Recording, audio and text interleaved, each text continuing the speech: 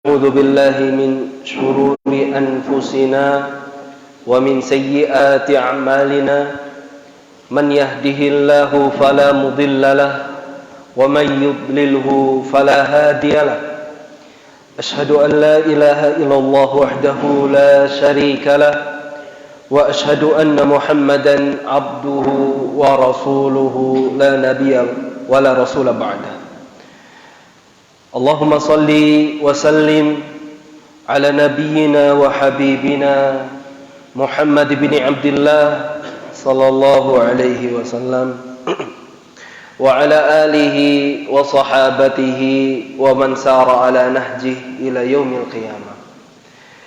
إخواني في الله أعزني الله وإياكم.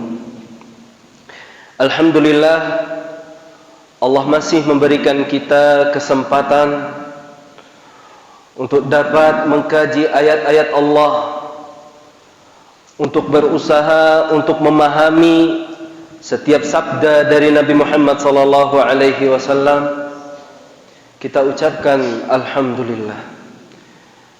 Kemudian salawat juga salam kita curahkan kepada Nabi kita yang mulia, Nabi Muhammad sallallahu alaihi wasallam, para keluarga beliau, para sahabat, hingga orang yang mengikuti jalan Nabi, yang selalu berusaha untuk tegar di atas sunnah Nabi hingga hari kiamat nanti. Jamaah sekalian, bapak-bapak hadirin, semoga Allah subhanahu wa ta'ala menghargai, memberikan kasih sayangnya atas perjuangan kita semuanya. Malam hari ini kita akan sedikit membahas tentang perkara telaganya Nabi Muhammad sallallahu alaihi wasallam, tentang hari kiamat.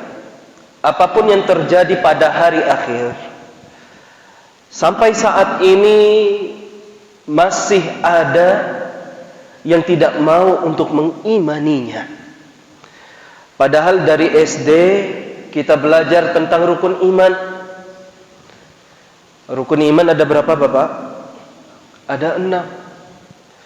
Tapi karena berubahnya zaman, majunya teknologi, akhirnya sebagian ingin meninggalkan perkara iman. Sudah enggak zaman lagi bahas iman, udah enggak zaman lagi bahas akidah. Sekarang kita akan membahas politik dulu. Bagaimana cara kita membangun peradaban Islam. Ini yang sekarang yang harus kita bahas. Tapi ternyata kehidupan kita ini, Pak, sampai kita dimasukkan ke liang lahat, yang ditanya itu tentang akidah. Al-Quran yang senantiasa kita baca, semuanya itu berkaitan dengan akidah, iman kepada Allah. Masih banyak sampai detik ini mungkin yang belum terasa kalau dia sudah cinta sama Allah. Dia enggak merasa apapun. Sholat ya sholat sudah, ngaji ya sudah ngaji, sekolah ya sudah sekolah. Belum ada rasa yang hadir di hatinya akan takut kepada Allah. Belum. Kemudian iman kepada malaikat. Banyak malaikat itu. Malaikat Zabaniyah jumlahnya sekitar 19. Ya, malaikat Zabaniyah ini malaikat penunggu neraka, Pak. Padahal yang kita tahu hanya satu, Malik. Ternyata Malik ini pemimpin dari malaikat Zabaniyah. Ya, banyak malaikat yang mungkin kita belum tahu. Ada malaikat yang diberikan tugas menurunkan hujan. Ya. Kemudian iman kepada kitab. Ada berapa kitab yang Allah turunkan, Pak? 4. 1 Zabur. 2 Tahu? Taurat. 3 Injil. 4 ada satu yang luput. Suhuf yang diturunkan kepada Nabi Ibrahim dan Nabi Musa. Banyak yang belum tahu ternyata. Padahal ini masalah udah lama yang harus kita bahas.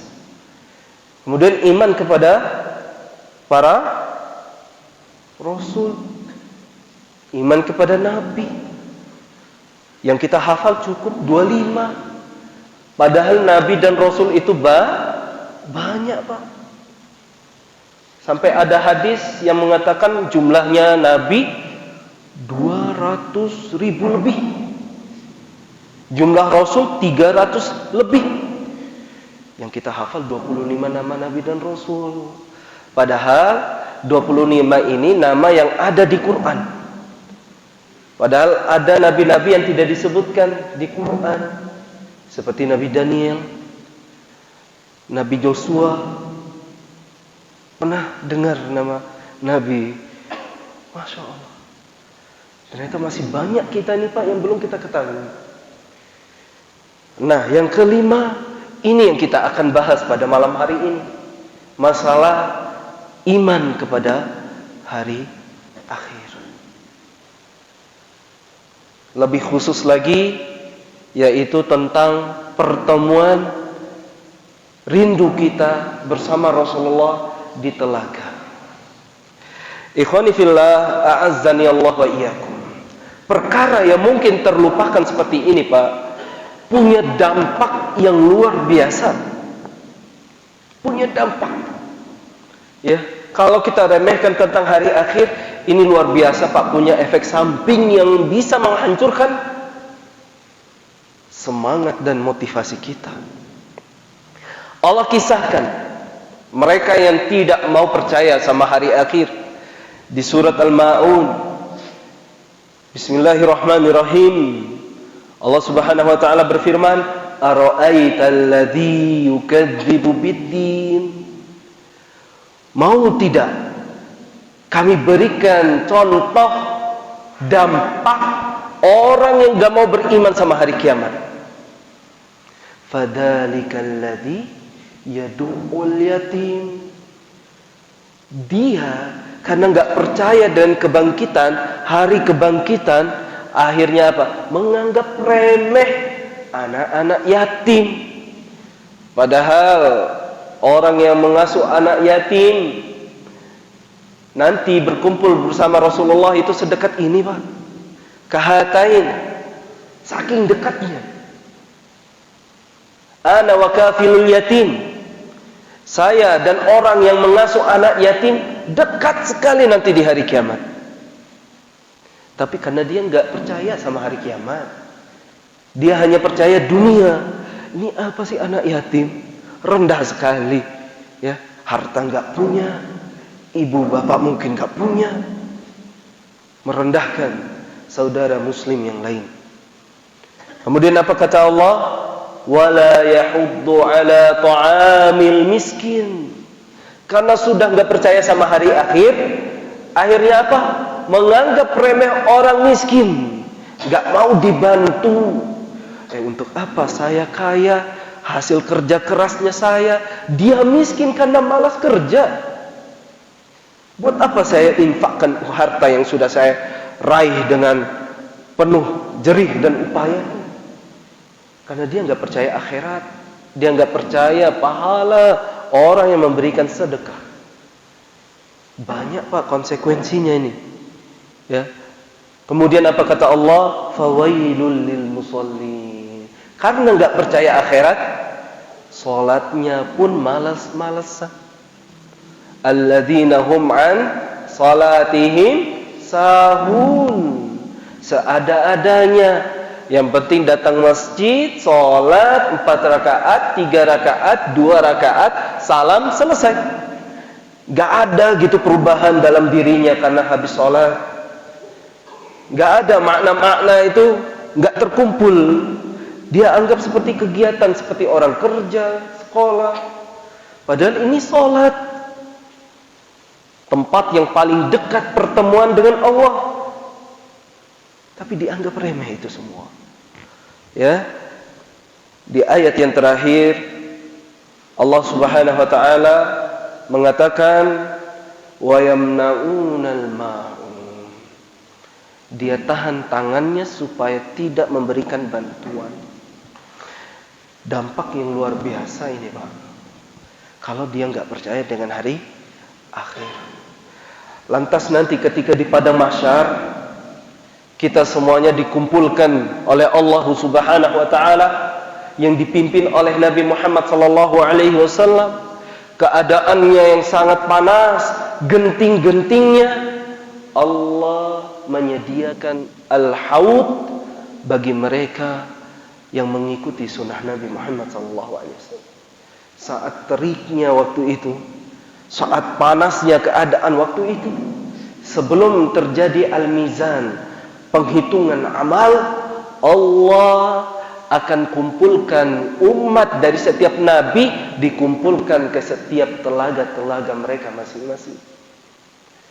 Tapi khusus untuk telaganya Nabi, sumbernya itu dari Al-Kautsar. Nabi pernah tidur-tiduran, tiba-tiba turun wahyu, Nabi senyum sendiri. Nabi senyum. Anas bin Malik bertanya, "Wahai Nabi, kenapa senyum?" Nabi Muhammad SAW membacakan wahyu yang diturunkan kepada beliau, "Inna a'tainakal kautsar, fasholli li rabbika wanhar, inna syani'aka huwal abtar." Turun ayat itu. Kami berikan khusus, kata Allah, kepadamu Al-Kautsar. Turun melalui sungai-sungai, sampailah di telaganya Nabi Muhammad sallallahu alaihi wasallam. Ada beberapa dalil yang menyebutkan tentang ciri-ciri dari telaga Nabi Muhammad sallallahu alaihi wasallam. Salah satunya hadis Anas bin Malik radhiyallahu an, bahwasanya Rasulullah sallallahu alaihi wasallam bersabda, "Inna qadra haudi," sesungguhnya jarak telagaku, bagaimana panjang dan lebarnya, kama baina Ailah ila San'a minal Yaman, jarak yang ditempuh dari kota atau desa Ailah ila San'a minal Yaman, kira-kira kalau jalan kaki itu sebulan. Saking panjangnya. Kemudian wa inna fihi minal abariq ka'adadi nujumis sama. Sesungguhnya di haudku, ini khusus haudnya Nabi. Sesungguhnya di haudku ada beberapa gelas. Kata sebagian ulama, ada beberapa gayung. Saking banyaknya seperti jumlah bintang yang ada di langit. Kata para ulama, maksudnya dikaitkan dengan bintang karena gelas-gelas itu begitu indah. Jadi nanti gelas-gelas itu bercahaya, kemerlap. Masya Allah. Di hadis yang lain, yang tadi riwayat Bukhari dan Muslim, ya sekarang datang hadis dari Abdullah bin Amr bin As radhiyallahu an marfu'an. Ya, hadis ini marfu' kepada Nabi, haudi masirata syahrin, jarak panjang lebarnya telagaku, kata Nabi, sejarak perjalanan 1 bulan. Wa zawayahu sawa'u ma'uhu abyadu minal laban. Adapun sifat dari warna dari air telagaku lebih putih dari susu. Warihuhu atyabu minal misk, wanginya itu lebih harum, lebih wangi daripada kasturi. Wa kizanuhu kanujumis sama, ya, gelas-gelasnya atau gayung-gayungnya sejumlah bintang yang ada di langit. Wa man yashrabu minha fala yadma'u abadan. Siapa yang sudah meminumnya air dari telaga tersebut, maka dia tidak akan pernah merasakan haus selama-lamanya. Pak, bayangkan Pak, di padang mahsyar lagi panas-panasnya menunggu perkara penghitungan amalan kita, Allah menyediakan haud untuk siapa? Untuk mereka yang mengikuti sunnah Nabi Muhammad SAW. Sifat-sifatnya tadi sudah kita jelaskan. Panjang lebarnya itu, ya panjangnya itu sejarak perjalanan 1 bulan. Lebarnya sejarak perjalanan 1 bulan. Dia persegi 4 Pak. Persegi 4. Kemudian sifat dari airnya lebih putih daripada susu. Lebih harum daripada apa? Wangi kasturi. Ini luar biasa Pak. Perumpamaan dari Nabi ini luar biasa. Kita Pak, sebelum kita bisa menikmati makanan atau minuman, pasti kita ingin menikmati dulu wanginya Pak. Antum kalau jalan itu, sekarang kan lagi musim durian itu, terkadang nggak ada uang, tapi senang kita lewat Pak depan masjid itu. Karena apa? Kenyang, karena wangi, kan? Ada yang seperti itu, sama kita Pak. Karena wanginya tuh kadang udah kenyang sama wanginya, muter lagi. Kadang seperti itu juga. Nanti telaga itu lebih wangi lagi. Kita belum minum Pak, sudah rasakan kenikmatan itu. Luar biasa. Ya, kalau kita sudah mau minum, kita nggak akan rebutan gelas. Tersedia semuanya. Gelasnya pun indah. Lalu bagaimana dengan rasanya? Nabi belum sebutkan rasanya kayak gimana. Nabi ingin kita menghayalkan dulu. Sebelum kita minum, kita lihat warnanya, kita cium wanginya. Gelasnya tersedia. Gelasnya pun gemerlap seperti bintang yang di langit. Lalu bagaimana dengan rasanya Pak? Masya Allah. Taib ikhwani fillah, a'azzani Allah wa iyyakum. Kita sudah tahu sifat-sifat haud ini, ya. Tapi banyak yang masih keliru tentang apakah haud itu namanya Kautsar atau mereka ini berbeda. Kautsar ini nama sungai Pak, bukan nama telaga. Nah, telaga ini ya dalam bahasa Arab namanya haud. Ya, secara bahasa haud ini, telaga ini artinya perkumpulan. Kata para ulama, nanti semua umat Nabi dikumpul di sebelah sini. Atau air yang ada di surga, langsung dari surga, yaitu Kautsar, terkumpul ditampung di haud ini. Ini secara bahasa. Secara terminologi, istilah, yaitu tadi, yaitu telaga yang diberikan khusus kepada Nabi Muhammad sallallahu alaihi wasallam. Taib ikhwani fillah, a'azzani Allah wa iyyakum. Hal-hal yang seperti ini mungkin ya, ini kan seperti hal yang akan terjadi. Karena sebagian itu nggak percaya, maunya yang sekarang, yang udah sekarang. Saya hidup, saya mati, selesai. Nah ini salahnya. Kadang tuh nggak paham. Ya dia itu lemah ibadah karena ngertinya ibadah hanya lelahnya saja, capeknya saja. Dia bayangkan kehidupan kita selesai di dunia, nggak ada kehidupan akhirat. Masya Allah. Jadi percuma kita akan bahas haud, percuma kita akan bahas neraka, percuma kita akan bahas surga, kalau di hatinya itu belum terbuka tentang iman kepada hari akhir. Banyak yang seperti itu, beragama ya terlalu menggunakan akalnya. Padahal akal ini Pak punya batasnya, seperti penglihatan, seperti pendengaran, punya batasnya. Tapi mereka ngiranya ya sudah hidup sekarang, mati juga sekarang. Gak penting itu, apa ini cerita-cerita mistis, hayalan umat Islam. Dalam Al-Quran Pak digandengkan antara iman kepada Allah, iman kepada hari akhir berapa kali? 19 kali. 19 kali. Di antaranya, laisal birra an tuwallu wujuhakum qibala al-masyriq wal maghrib. Bukan kebaikan hanya sekedar engkau menghadapkan ke timur ke barat wajahmu. Walakinnal birra man amana billah wal yawmal akhir. Tapi kebaikan itu tatkala kamu berhasil beriman kepada siapa? Allah dan yaumul akhir. Padahal iman kepada yaumul akhir tadi yang kelima. Ya. Masya Allah. Makanya harus kita tanamkan ini 19 kali diulangi. Di hadis yang antum sudah sering dengar.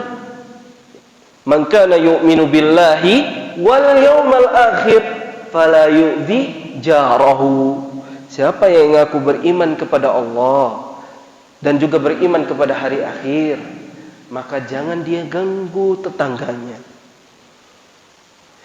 Yang di sini yang anak ingin ucapkan, hadirin, Allah itu menyediakan hari akhir ini untuk kita semuanya, untuk teman-teman yang penuh dengan tangisan dalam memperjuangkan sunnah, saudara-saudara kita yang mungkin harus mengeluarkan beberapa usaha yang lebih untuk apa? Membela agamanya Allah. Saudara-saudara kita yang mengeluarkan banyak dana, banyak usaha, harta yang dia keluarkan untuk apa? Sedekah fisabilillah. Ini hadiahnya ada akhirat. Tentu kalau kita menggunakan kacamata dunia ini rugi sekali. Rugi sekali. Tapi alhamdulillah kita akan pelajari salah satu yang akan didapati oleh orang yang beriman, yaitu al-haud, telaganya Nabi Muhammad sallallahu alaihi wasallam. Ada satu hadis yang menjelaskan tentang rasanya, Pak. Ada satu hadis yang menjelaskan tentang rasanya. Tadi hadis-hadis yang kita baca tadi belum menjelaskan tentang rasanya. Hadisnya dikeluarkan oleh sahabat Abu Dzar Al-Ghifari radhiyallahu anhu, bahwasannya ia bertanya atau ia mengatakan kepada Rasulullah sallallahu alaihi wasallam, "Ya Rasulullah, ma aniyatul haud?" Wahai Rasulullah, apa sih bejana-bejana atau gayung yang ada di telagamu? Nabi Muhammad sallallahu alaihi wasallam menjawab, mengawali dengan sumpah. Suatu tanda kalau ini benar-benar akan terjadi. Walladzi nafsu Muhammadin biyadihi, demi Allah, la aniyatuhu aktsaru min adadin nujum. Gelas-gelasnya lebih banyak daripada bintang-bintang yang ada di langit. Wa kawakibuha ala fil lailatil muzlimatil mushiyati aniyatul jannah. Bahkan sumber gayung-gayung tersebut didatangkan langsung, diimpor langsung dari surganya Allah Subhanahu wa taala. Allah. Kita belum masuk surga, tapi dapat salah satu benda surga, yaitu apa? Gayung-gayung dari telaganya Nabi Muhammad sallallahu alaihi wasallam. Man syariba minha lam yadhma'u akhirah. Lam yadhma'. Siapa yang berhasil meminum dari telaganya Nabi, maka dia tidak akan pernah haus lagi. Akhiru ma alaihi yashkhub fi mizabaha minal jannah. Man syariba minhu lam yadhma' ardu mithlu tulihi ma baina Amman ila Ailah ma'uhu ashaddu bayadan minal laban wa ahla minal asal. Jadi hadis ini disebutkan ternyata lebih manis daripada madu. Tadi kita katakan, Pak, ya, kita ini semuanya tekstual, Pak, teori. Hal yang akan terjadi nanti aslinya jauh berlipat ganda yang kita akan rasakan. Mungkin sekarang belum ngaruh, mungkin hanya sebagian cerita-cerita, atau mungkin hanya sekedar penyemangat saja, tapi ternyata nanti kejadian aslinya Pak, mala ainun ra'at wala udhunun sami'at wala khatara ala qalbi bashar. Yang dimana kalau sudah terjadi, seakan-akan kita gak pernah melihatnya, seakan-akan telinga ini gak pernah mendengarkan hal indah yang seperti ini. Wala khatara ala qalbi bashar. Apa yang kita bayangkan pada malam hari ini jauh ketika kita nanti menerima aslinya Pak. Gak bisa kita bayangkan. Tapi hadis ini ya dikeluarkan oleh Imam Muslim dan yang lainnya. Tapi ternyata Pak, ada orang-orang yang terhalang untuk apa? Mencicipi air dari telaganya Nabi Muhammad. Dan ini yang penting. Semoga Allah tidak menjadikan kita termasuk dari orang-orang yang terusir nanti di telaganya Nabi Muhammad SAW. Nabi Muhammad SAW bersabda, "Ana faratukum 'alal haud." Temui aku di telaga. Aku menunggu kalian di telagaku. Kata Nabi Muhammad SAW, "La yurfa'anna ilayya rijalakum minkum." Maka nanti beberapa orang sebelum masuk haud akan bertemu denganku satu persatu. Hatta idza ahwaitu liunawilahum. Kemudian tatkala aku sudah mengizinkan mereka dan aku iringi mereka untuk masuk ke haud, fa aqulu ayya rabbi ikhtuliju. Tiba-tiba ada yang mengatakan, keluarlah kalian, jangan dekati ini, keluarlah kalian. Nabi Muhammad bingung, ini sudah diiring sama Nabi, sudah digiring sama Nabi. Wahai Rabbku, mereka ini umatku, mereka ini kaumku, mereka ini ashabi, sahabatku. Maka Allah Subhanahu wa ta'ala mengatakan, fa innaka la tadri ma ahdathu ba'dak. Engkau enggak tahu ketika engkau meninggal itu banyak yang murtad dari agama Islam.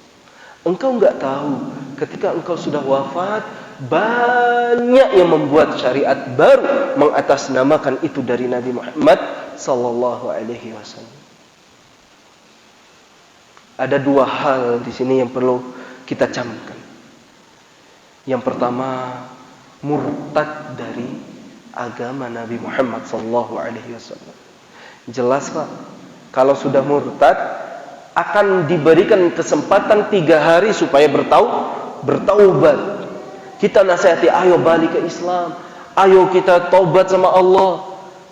Jangan murtad sampai 3 hari.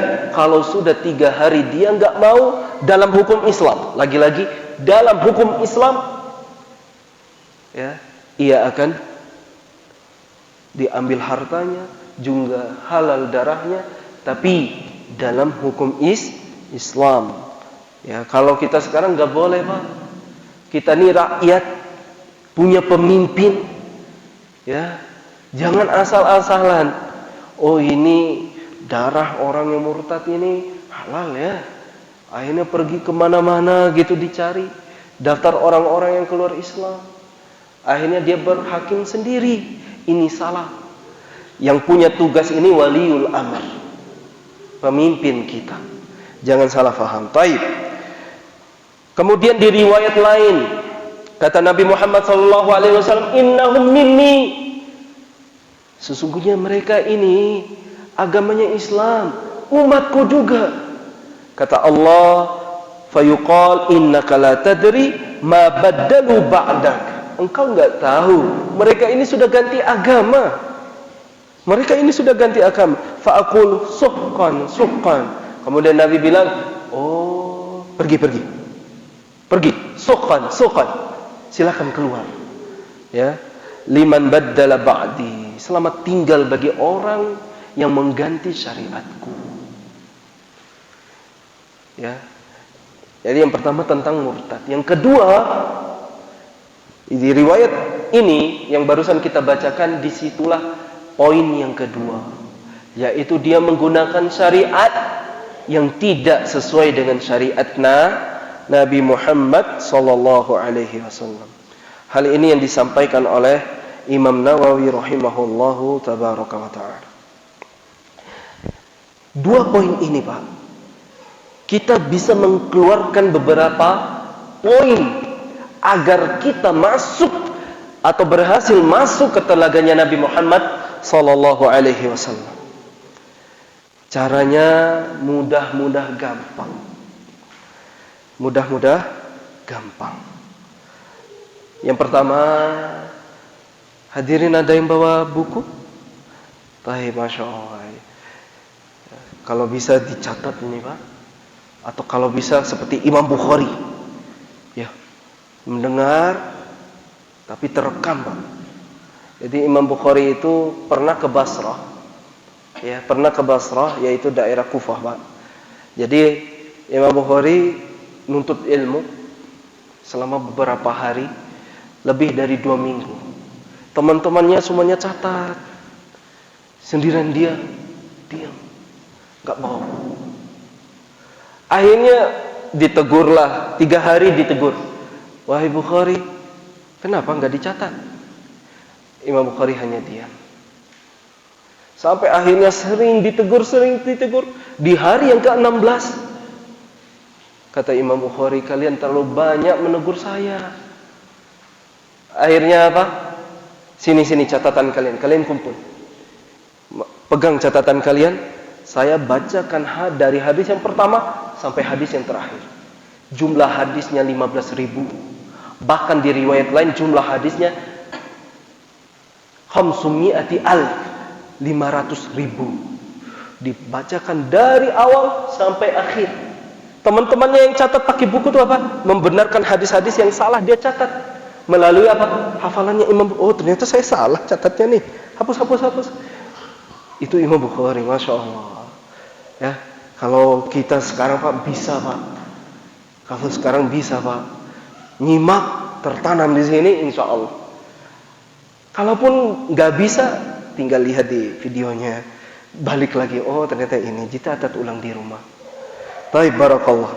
Semoga kita semua diberikan akal atau pemahaman atau kuatnya hafalan semisal dengan Imam Bukhari rahimahullah. Yang pertama, jelas mencontohi Nabi Muhammad sallallahu alaihi wasallam. Perkara yang mungkin sering antum dengar, mungkin setiap khutbah antum dengar, contohi Nabi. Setiap kajian teladani Nabi, ya. Tapi ternyata maknanya ini luar biasa, Pak, kalau sudah masuk di sini. Karena apa? Tidak ada makhluk lain yang paling ia idolakan kecuali Nabi. Otomatis apa? Ia tidak mengharapkan lagi pujian dari manusia. Karena dia tahu manusia lain tidak ada yang bisa melebihi Nabi Muhammad SAW. Yang pertama, mencontohi dan menjalankan sunnah Nabi Muhammad SAW. Secara lahiriahnya, jasmani dan rohaninya. Ya, Nabi Muhammad SAW pernah mengatakan suatu hadis kepada Anas bin Malik, yaitu ya bunayya. Ini ungkapan yang luar biasa. Nabi Muhammad, dia lagi bicara sama Anas bin Malik. Pembicaraannya dibuka dengan kalimat ya bunayya, wahai anak.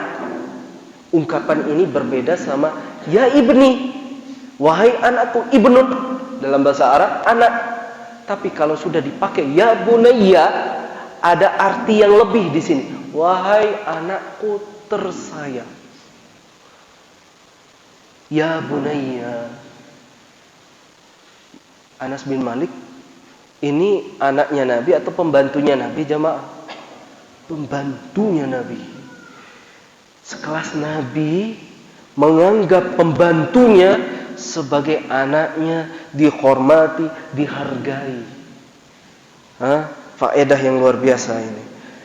in qadarta an tusbiha wa tumsi laisa fi qalbika gishun li ahadin faf'al. Kalau kamu mampu nih, kata Nabi, setiap harinya, pagi dan sorenya, engkau berjalan di muka bumi Allah tanpa ada rasa curang di hatimu, rasa hasad, rasa benci kepada saudara-saudara kaum muslimin yang lainnya, maka usahakan untuk diamalkan, wahai anakku, wahai Anas bin Malik. Summa qala li ya bunayya, kemudian Nabi lanjutkan, wahai anakku, wa dzalika min sunnati, itulah sunnahku, seperti itulah aku. Wa man ahya sunnati faqad ahabbani, siapa yang berhasil menghidupkan sunnah Nabi dalam keseharian dia, sungguh itulah bukti cinta dia kepadaku, kata Nabi Muhammad sallallahu alaihi wasallam. Wa man ahabbani kana ma'i fil jannah, siapa yang cinta dan dia berhasil untuk mengaplikasikan rasa cintanya, maka sungguh dia bersamaku di surga Allah Subhanahu wa taala. Jadi itu yang pertama. Sebelum kita mencontohi Nabi, hadirkan rasa cinta itu, Pak. Karena kalau tidak hadir rasa cinta, susah kita itu bergerak. Paling cuma setengah-setengahan. Acuh tak acuh. Oh, ini sholat sunnah toh pahalanya. Oh, ini pahala Senin Kamis, sunnah, bukan wajib. Sholat duha, sholat malam. Ya, akhirnya apa? Harus hadirkan rasa cinta itu sebelum kita mengamalkan sunnah Nabi Muhammad sallallahu alaihi wasallam. Allah Subhanahu wa taala berfirman, "Qul in kuntum tuhibbunallaha fattabi'uni." Kalau kalian benar-benar ngaku cinta sama Allah, fattabi'uni. Syaratnya satu sudah. Ikuti Nabi. Yuhibbukumullah. Pasti Allah balas cintanya kalian. Wa yaghfir lakum dzunubakum. Setelah Allah cinta, setelah kalian ikuti sunnahku, kata Nabi, maka Allah hapuskan semua dosa-dosamu. Hadirin yang dimuliakan Allah, ini baru satu. Ya, kita akan lanjutkan ba'dal azan insyaallah.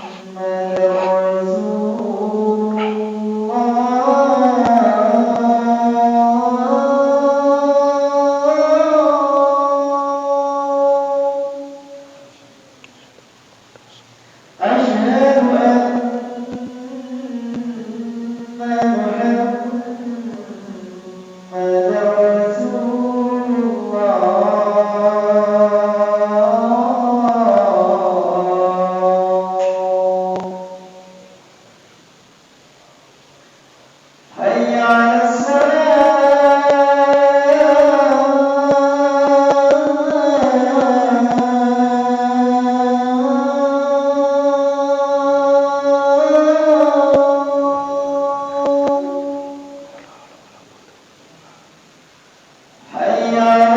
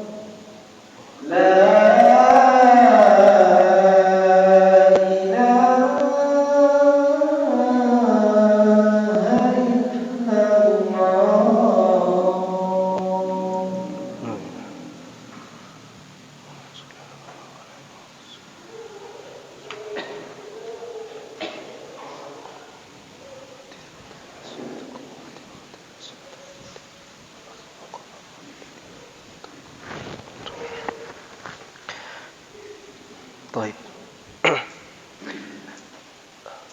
Jamaah rahimani wa rahimakumullah. Yang pertama, kalau kita ingin masuk merasakan telaganya Nabi, yang pertama dengan kita mencintai Nabi.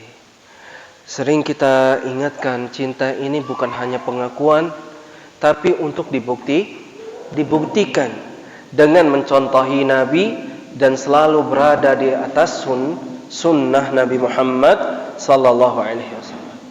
Jadi nanti pulang ke rumah, Pak, coba antum pikir-pikir, tanyakan pada diri sebelum tidur, saya ini sudah cinta belum sama Nabi?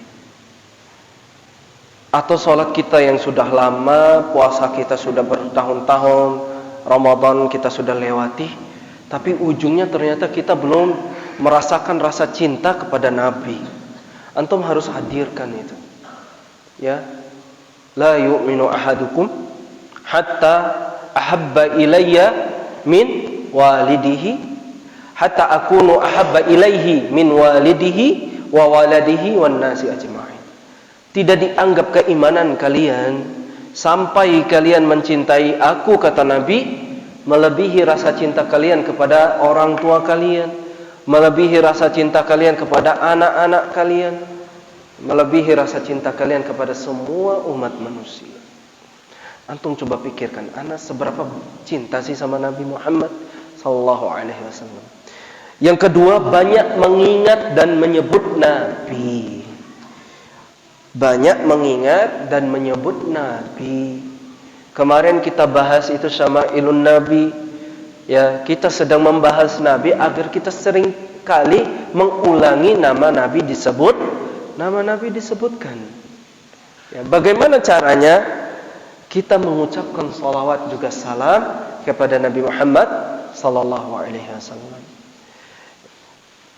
Kata Nabi Muhammad, "Man shalla alayya wahidah sallallahu alaihi ashran." Taib.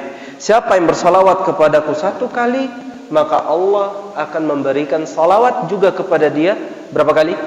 10 kali. Maksudnya apa di sini? Keberkahan. Dan apa? Keinginan dia yang ditunaikan oleh Allah 10 kali Allah balas. Makanya ada satu hadis, Pak, yaitu Rasulullah sallallahu alaihi wasallam,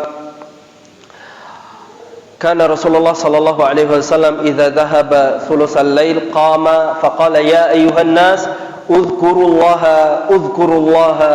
Nabi itu sering kali tengah malam, ya sekitar jam 1, jam 2, keliling sambil bersuara dengan besar, suaranya keras sekali, wahai segenap manusia, salat malam, ingatlah Allah. Ya. Kemudian ja'at radifa tatabba'uha ar-radifatu ja'al mautu bima fihi qala Ubay. Ketika itu datanglah Ubay bin Ka'ab. Ia mengatakan, "Ya Rasulullah, inni uksiru salata alaika wahai Rasulullah." Jujur nih, saya ini banyak salawat kepadamu wahai Rasul. "Fakam aj'alu laka min salati." Coba engkau tentukan berapa sih engkau mau aku bersolawat kepadamu. Engkau tentukan wahai Rasulullah, maunya berapa? Aku akan menuntaskan salawat yang engkau inginkan, berapapun itu.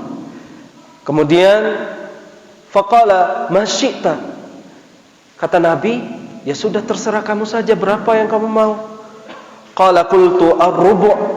Ya sudah, ketika aku doa, seperempatnya aku bersolawat kepadamu wahai Nabi. Nabi jawab, ma syi'ta fa in zi'ta fa huwa khairun laka. Ya sudah terserah kamu, mau seperempat enggak apa-apa, tapi kalau kau tambahkan itu lebih baik. Kemudian kata Ubay, faqultu an-nisfa. Kalau gitu setengah doaku isinya solawat semua sudah.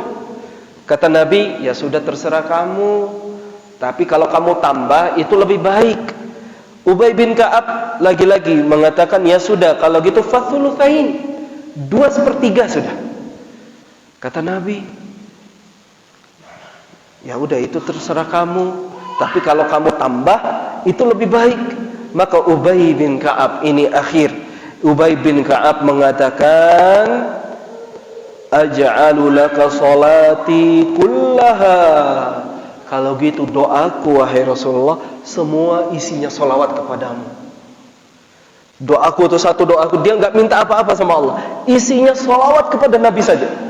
Kata Nabi Muhammad sallallahu alaihi wasallam, idzan tukfa hammaka wa yughfaru laka dzambuk.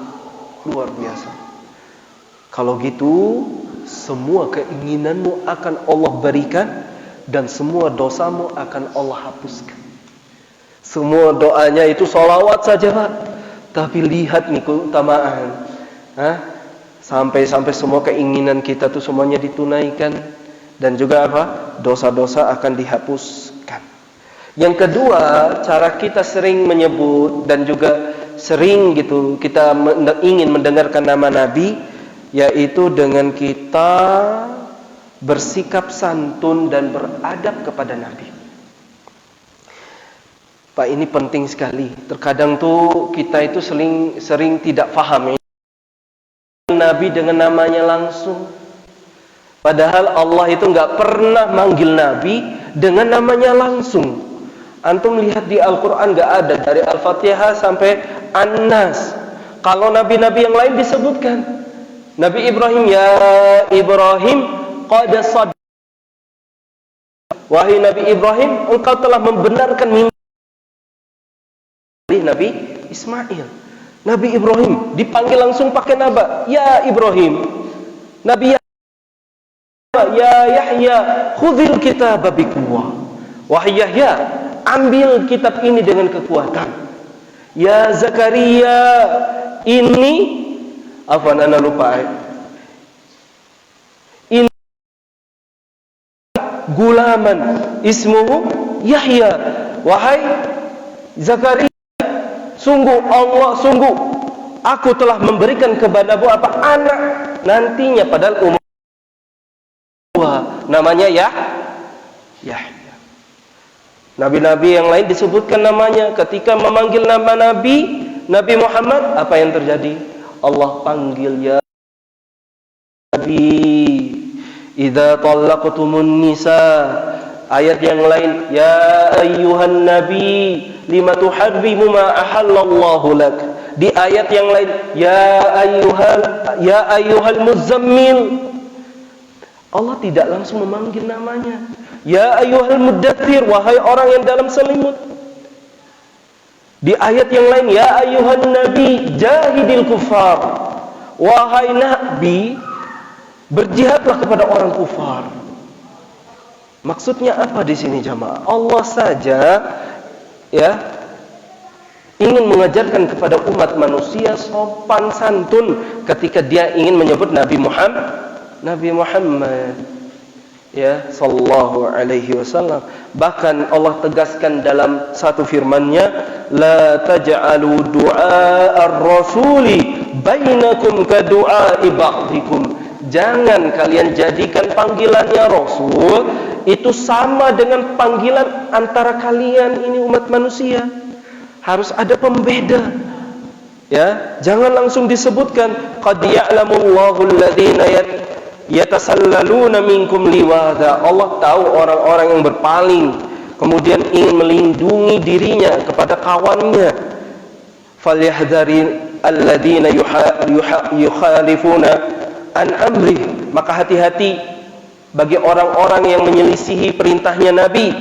Alladzina yukhalifuna an amri an tusibahum fitnah. Jangan-jangan nanti Allah turunkan fitnah di dunia. Au yusibahum adzabun alim. Atau nanti deh, tunggu di akhirat, azabnya Allah sangatlah pedih. Ya, azabnya Allah. Terakhir jamaah, ini sebagai penutup.